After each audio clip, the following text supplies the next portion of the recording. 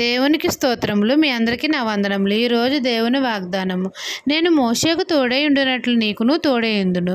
యెహోషువ గ్రంథము 3వ అధ్యాయం 7వ వచనము. మన ప్రభువును మన రక్షకుడైన యేసయ్య నేను మోషేకు తోడై ఉండినట్లు నీకును తోడై ఉందును అని మనతో సెలవిస్తున్నారు. సాక్షాత్తు దేవుడే మనకు తోడుగా ఉండి మనల్ని నడిపిస్తున్నాడు. మనం అందరము దేవుని చిత్తము నెరవేర్చాలి. మన ప్రభువు నమ్మదగినవాడు, మనకు సహాయకుడు. తండ్రి మనల్ని రక్షించుటకు ఆకాశవాహనుడే మన కొరకు దిగి వస్తాడు. ఆపదలో ఆదుకును సహాయకుడు, మన రక్షణ శృంగము, మన కేడము, మన కొండయు, మన కోట.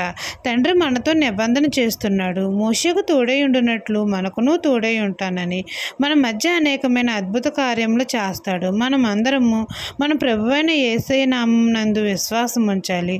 అప్పుడు తండ్రి మనల్ని గొప్ప చేస్తాడు.